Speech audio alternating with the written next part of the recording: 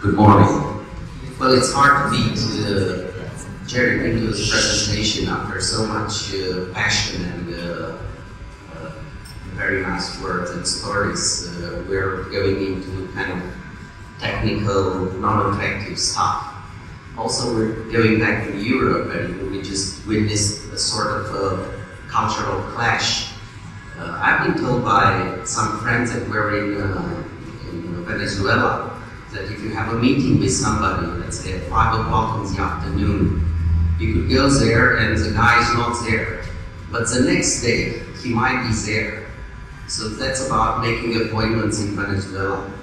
When we were in Italy, because we were doing this sort of research about Roma communities in an international team with Romanians, Italians, English people and Greek people, the Italians kept coming 1 hour later, and they were the organizers. And that was fine for us Romanians, but the English people were freaking out. So what we have today is that the Germans had a program and they had to respect it because this is the German way. So if you go to Holland and you are 5 minutes late, they will be sure to tell you that you are late. I don't know about India, maybe you would enlighten us about the program. But this is about cultural flexibility, and we are in a process of testing our cultural abilities, and I would present some things that would also test your empathetic awareness. So it's mostly about a population that lives in Romania and is of Indian origin. They left the region of Rajasthan like 1,000 years ago, and they migrated through Persia, and they eventually arrived in Turkey and established a so-called Sultanate, Rome. Then a part of them went to Egypt, and that's why you have the name Gypsy.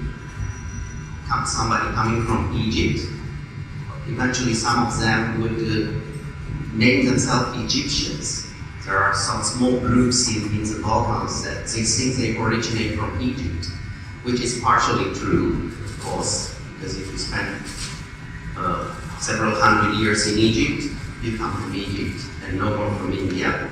But of course they are of Indian origin, and we know they're across Europe now. There were like, out of the 12 million Roma of the world, in the entire world, like 2 million are in Romania. They're highly discriminated, they live in very bad conditions, and now they're slowly but surely emigrating towards the West.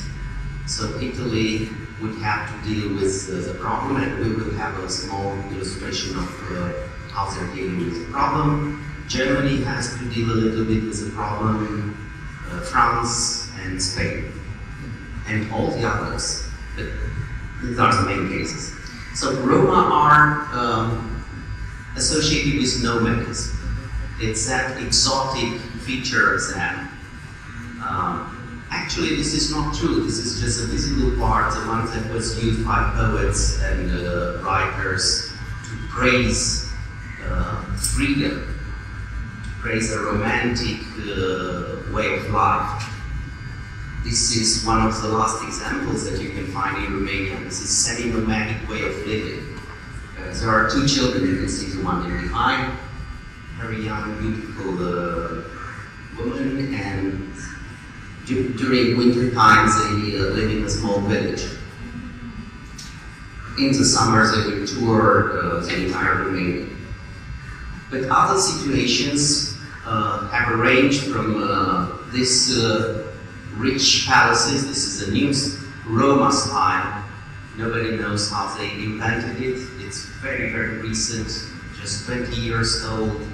It's a fabulous semigraphic way of making architecture, and this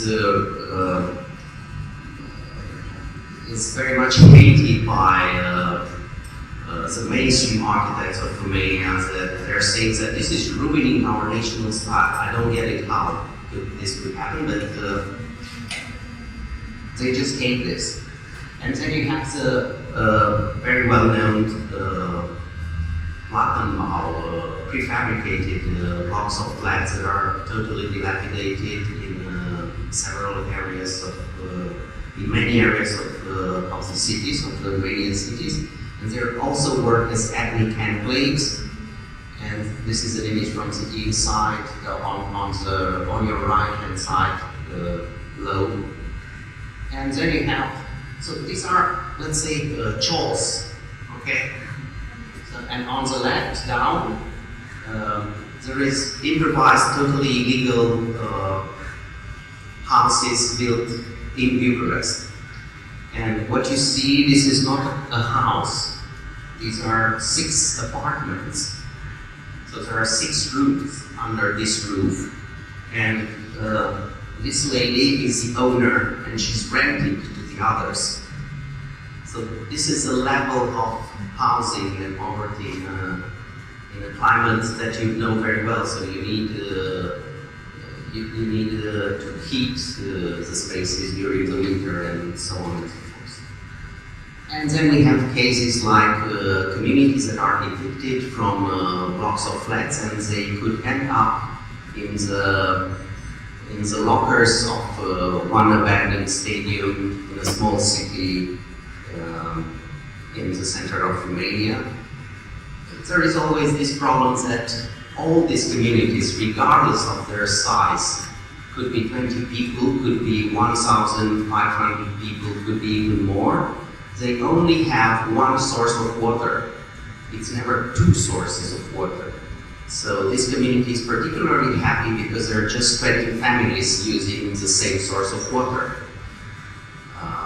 That becomes a problem when you have 1,500 people using the same source of water. This is the interior improvised. Because they were industrial workers, they don't know anymore how to build and to improve their houses. So they managed to build a toilet. This is a toilet, but it has no door, and there are like 8 people sleeping inside. But they are able to cultivate the land because a French NGO came and learned them how to do gardening. Again, to the real nomads were the noblemen of the group of Roma that emigrated. So they were divided into casta. And now it's not a caste system, but more or less it could be equivalated. There are at least 26, after my knowledge, of different denominations of Roma. And some of them would mix to one another, some others have strong interdictions to mix. So you cannot marry, if you belong to Calderasha, you will never marry somebody who is a Musar. And there are also for the nomads purity rituals and purity rules. Because if you travel, you have to cut a part of your territory. You probably noticed this here. People living on the pavement, but their rug is impeccably clean, and they keep it really clean because they have very, very strict rules about how to do it. Otherwise, you die in 1 week. You have to have very clean rules. And for this Roma, for example, you don't wash the lower parts of your garments. You don't mix them with the upper parts. You have to wash the skirt separately from the blouse. That's a very tough rule. Okay, but this is ethnographic research. This is what poverty does in that sort of community. So you have a tent, you have a house, and this means I'm traditional, I still keep something from my nomadic traditions, but then the destitute would have only just that sort of shelters, and the very rich ones will give up the tent and make themselves these nice palaces. This is my name, but this is not my palace. Right. Well, a typical example would be a very small town, but it's not very small, a regularly small town in the center of Romania, in Transylvania, from where Dracula comes from, you know, Dracula. Did you met him? And there you have a Hungarian speaking majority, and the Roma are very few. So this is why I'm speaking about the smallest slums in the world. So in a regular, more or less average European world, you have slums that are really tough. And there will be the garbage pit. Okay, this is like that. So this is a family plot. Okay, so you have one family, one family, one family. And here you have like the double size of that plot. Well, here you have 300 people living in the last 80 years. So this is the difference between the majority and the minority.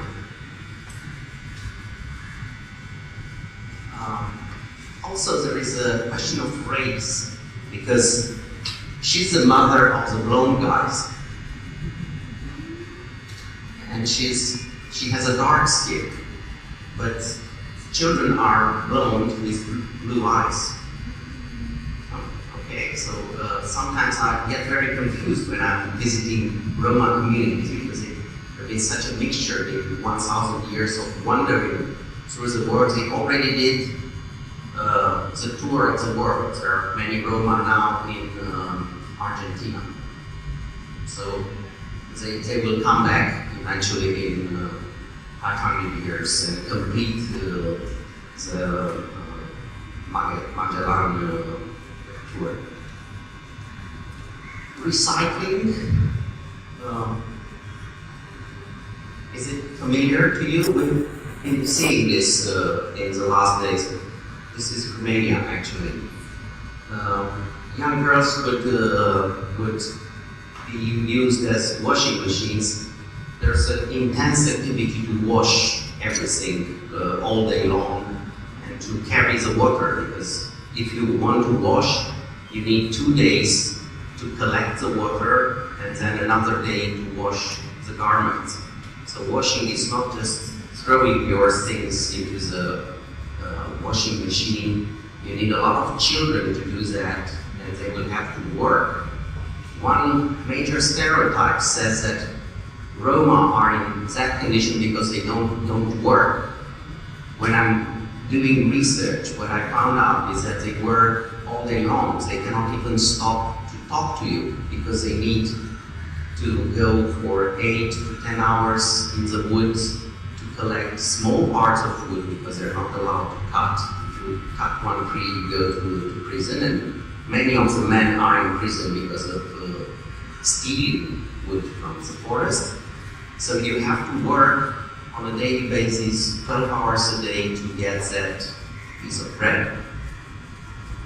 And this is work, and this is, are you familiar with this? It's not, but that's when I'm testing your, I said it's a test for your cultural abilities.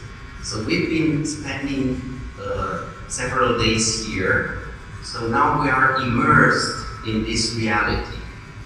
So I would say that this is not totally shocking anymore. If we would be in Basel or in Zurich or I don't know, that would make a greater difference. So that would be a question for all of us, speaking about social housing, which is kind of choice. The examples are beautiful. Campertil, that's a 80,000 euro unit for 80 square meters. Campertil, they've been in Bucharest, they're great guys. And we were confronting the prices. And I said, oh my God, 80,000 euros, oh, that's impossible. But this is Holland. In Romania, we were doing social housing for Roma, and the official price of the state company was 25,000 euro per unit. And I had a great fight with them, and at that time there was a minister that was an architect, so they allowed me to lower the standards, and we could build houses for half, 12,500 euro. But we were checking with the guys, and if we would allow them to self-build, they would have been able to build for 3,000 euros the same house. With 5,000 euros, they would be able to make it quite good. And we didn't have to bother doing all these major projects. And building for poor people, that's a very tricky business. I think you have to build for some that are not able to build themselves. But most of them are able to do it, and I think we're seeing it every day. Oh, this is social housing provided by the municipality of the Bucharest. So they've been evicted, the houses were demolished, they were living in the center of the city, and this is nearby the sewage plant. It's right on the right hand, it's sewage because it smells like any sewage recycling facility. But because they're Roma, they were allocated there, and now there are some NGOs taking the legalist perspective and suing the municipality and trying to bring this case to the European Higher Court of Law. And as a first success, the vice mayor was fined with 1,200 euros. So he was badly punished for taking the decision to move this Roma in this sort of social housing. 7 to 8 people live in one of these units. Look at this interior, public facilities, washing again. This stream would go to the prison. These are 4 typical improvised shelters in the same community. Is that familiar? Okay, so social housing in Romania for some people, and improvised self-made housing. They have to go away from the countryside and come to the cities because city is the place of freedom. Even if behind your hut there is all the shit that comes from the city. And that's another case, the garbage pit. 25 people living there for 25 years. So this is exclusion. This is not poverty anymore. Our speak about poverty has to be refined. Our concepts of poverty have to be refined, because these people are not allowed to settle in any other place. So eventually they will try to escape and to go to Italy, France, the UK. Not really these ones, because these ones are totally illiterate and some of them don't have identity papers, so they won't be able to get a passport, they're not able to fill a form, they're just not able. But some of them will go, and then you will have this European flow, and we call this nomadism. I think it's running away from bad things, and this runaway started like 1,000 years ago, and I wonder when will that stop for Roma. Building skills are down to 0. You have to imagine that this Bucharest is the coldest area in Romania. So when you have like 0 degrees in Bucharest, in Bucharest will be -15, because it's a mountain area and you there's a depression and something happens there with the temperatures. So it's really, really cold. And when it's really, really cold and the wind blows, you have to stop the fire because your hut will be on fire in an instant because of the airflow that is crazy. But this is an exterior lounge and a fabulous, nice interior. So we're still in the garbage pit, and you can see television, a lamp, some other electrical devices. Well, there is no electricity. This is just decoration. The only light you got is from this. So they recuperate things and they use them to decorate their house. And it looks nice, but this is a structure. So you have 4 wood pillars, then several planks, and then you cover them with plastic sheets. And this is a house.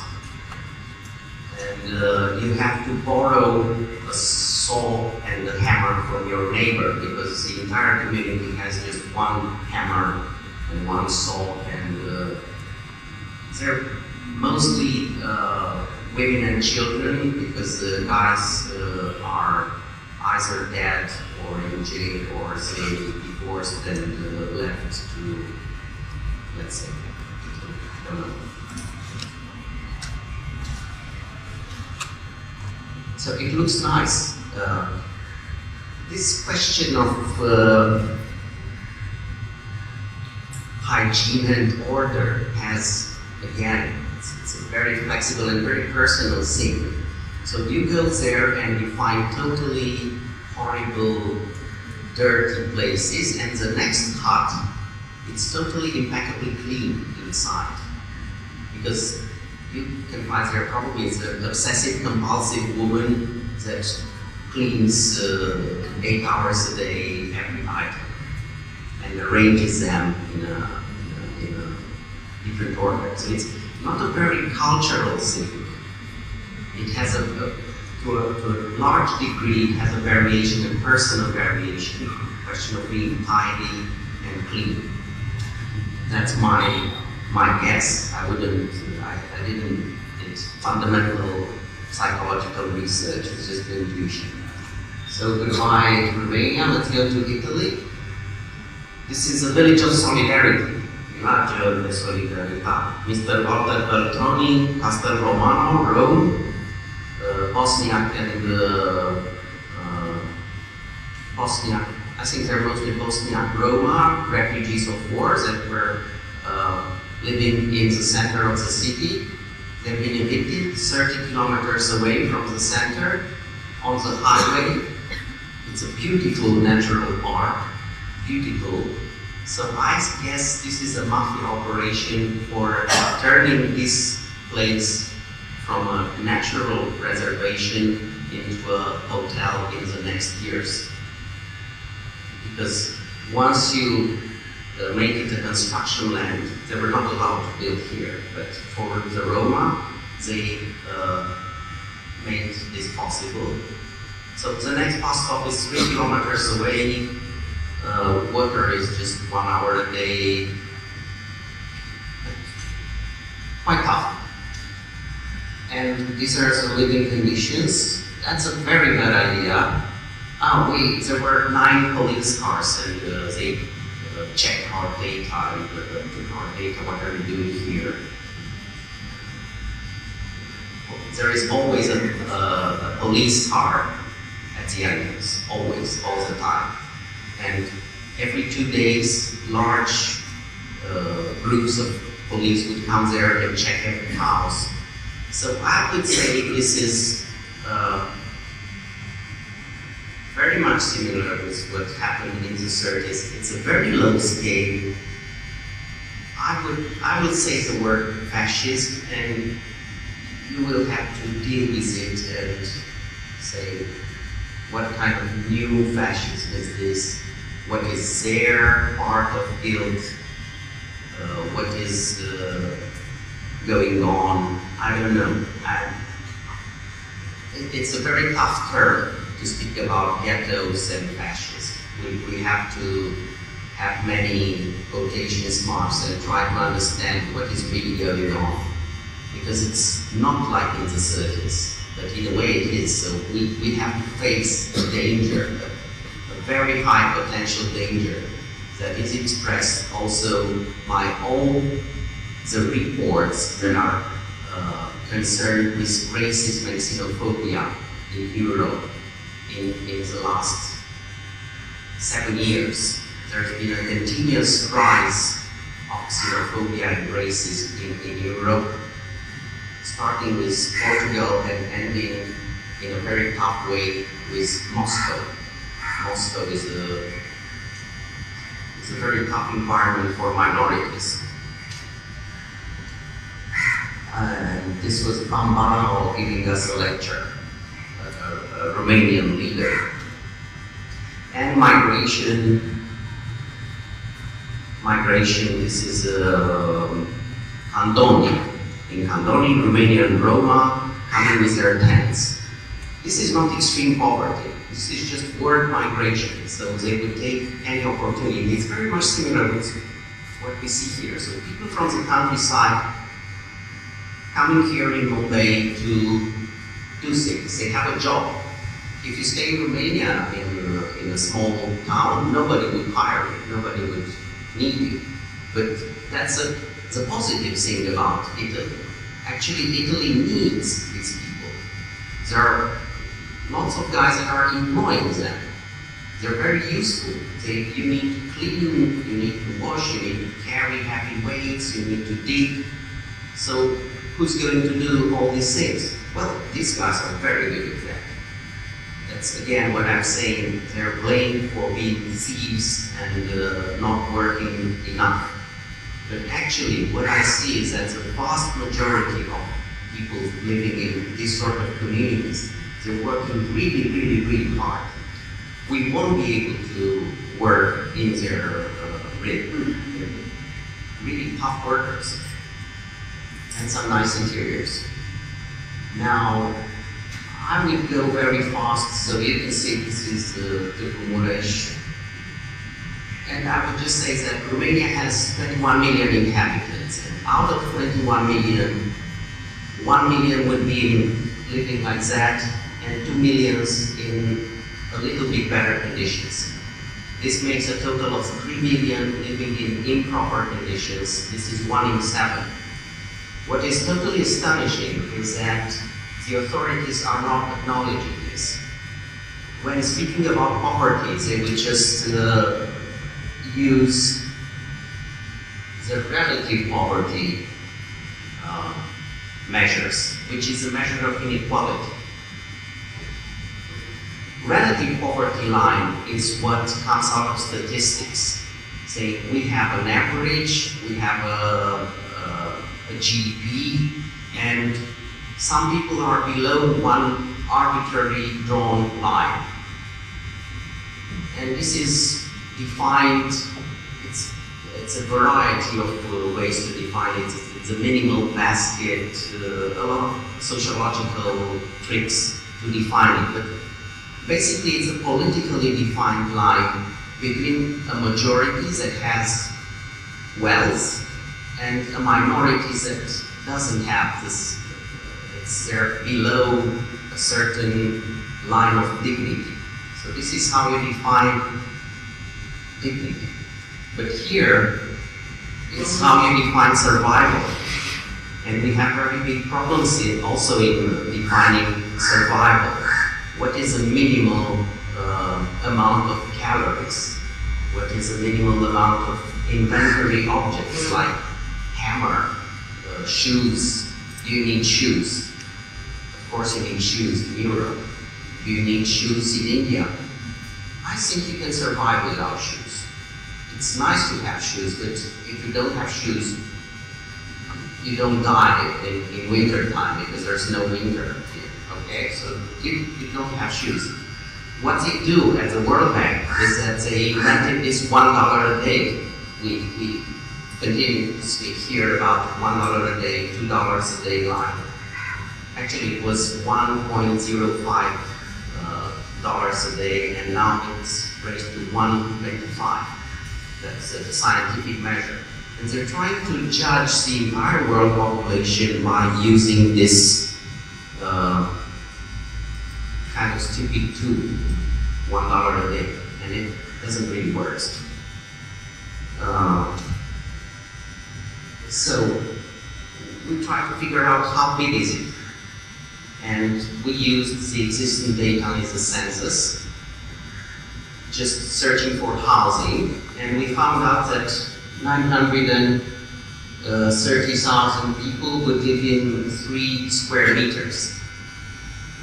Well, this is one bed. It's half of a chair and 1/4 of a table, and the space in between. This is what you got. So this is how we got on this 1 million figure. Does it work the same here? I bet not. Does it work the same in Holland, where Kempe and Til made social housing, 80 square meters, 80,000 euro, for some people that cannot afford to go on the free market to buy a 300,000 euro apartment? How are you going to deal with it? It's just an open question. We cannot answer. But I think we should make the difference between some major concepts. I will probably end with that because that's too long, and if you don't stop me, I can continue for a long while. But we are dealing with slums. Now, what is a slum? There are many ways to measure, but there are no good definitions whatsoever. That's why there was a big fight several years ago about the banlieue and the slum, and there's a guy named Louis Lacan. He's a famous French sociologist teaching at Berkeley, and he was very bitter about the use of word ghetto and the parallel between the American black ghetto and the French banlieue, and how riots are not the same, that don't have the same regime. So I'm equally unhappy with what is going on, but I'm only analyzing it from a, let's say, urbanistic point of view. And I would say there are 3 major determinants of these poverty neighborhoods, which is poverty, of course, discrimination, and something that has to do with being a minority. Either ethnic minority, racial, sexual, whatever. And not even minority, it's about the ratio between a dominant group and a subordinate group. Because here we see that the subordinate group is probably larger than the dominant group. In Europe, it's very clear. You have a majority and you have minorities fighting for different things. But here it's like reverse situation. So poverty has to be understood in a multi-level way, and there's no connection between them. So relative poverty is a flexible state. So now you're poor, now you're not. If things are going well, so you're students, you're poor, according to governmental standards. Most of the students are poor. I'm poor by governmental standards, but I still have all my chances to become rich. So I need just some bit of money. This is relative poverty. This is called elasticity. Relative poverty is an elastic state, and optimism is very much related to this. And we found out that Mumbai is an optimistic city. This means there's a lot of relative poverty, and what we see is mostly relative poverty. It's not destitution. Then you have severe poverty. Severe poverty is when the effects of poverty left a trace on you. So you have significantly lower education, your health status is bad, your housing conditions. And then you have extreme poverty, and this is slums, in my opinion, when your existence is under threat. It's a problem each and every day. You have to solve things every day in order to survive. You never stop. This is a slum. But then it comes discrimination, and I think there are 4 major forms of discrimination in housing and several others minor, and that would be residential segregation. So a majority or a dominant group would do something to a minority in order to push them aside. This is how you have to define it. Then you have exposure to improper housing conditions.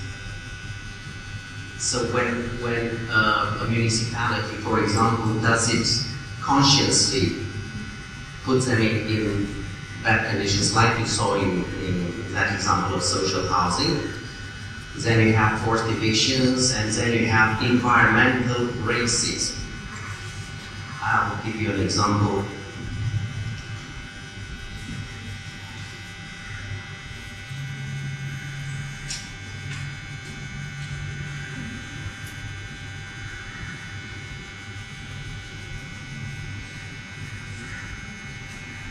So this is a very steep hill. These are houses of Roma people, and this is a train line. And you have the train coming here, and then you have other houses, and this is a small wall, and this is a river. So when rain comes, all the mud goes here on these houses, and then the train comes, and the water comes here, and then you have floodings. So you know that people live there, and you have a responsibility as a municipality, but actually what you do is that you never allow them to settle in other places than this. This is a result of common policies of people and communities and municipalities against Roma. This is in a place called Roșia Montană. And of course, allowing people to live in the garbage bin, I would call this environmental racism. Well, this generates a range of ways to inhabit space that must be defined, because we use the word slum and ghetto for things that are very different, actually. And we must make a distinction, because you can have a ghetto inside a slum. You can have a slum inside a ghetto, so people that are segregated on ethnical basis, right? But they're wealthy, or they're well off. They don't have a problem. The Jewish ghetto in Warsaw was not a poverty problem. The ghetto in Venice was not about poor people. It was about discriminating people on ethnical, racial basis. And you can have ghettos that are slums in the same time. So we should operate with these terms. So I would call the entrance in Darabi, from my point of view, is just a poverty area. That's not a slum.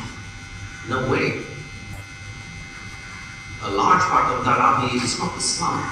It's a place where poor people live. It's an absolutely normal thing. And I think a great project would be how to destigmatize Darabi, because there is a stigma associated with the entire Darabi, and this is not fair to people in Darabi. Well, that's too complex, but I'm trying to invent things to name this sort of problematic situations of living and creating areas of exclusion in a very proper way. So you could have, by using this intersection, you would have different categories that would more precisely name what is going on inside, instead of just saying, when you see some dilapidated housing and some poor people, you just say, this is a slum. Well, could be a ghetto, could be a migration thing. So people coming to search for work and living in poor conditions. Okay, what's the problem with that? That happened during the history all the time. My Italian friends were telling me about hundreds of thousands of people coming from the south to Rome and living in poor conditions under the Roman aqueduct for years, and then rebuilding Rome after the war. So what's the problem with that? That was not discrimination. That was not environmental racism. Was it a slum in the 50s in Rome? Probably it was a little bit of a slum, but I would say that that was a poverty area with substandard living conditions. So I think that if we manage to understand these sort of situations using appropriate terms, we might find better solutions and not spending money and energy for things that people don't really need. Okay, thank you very much.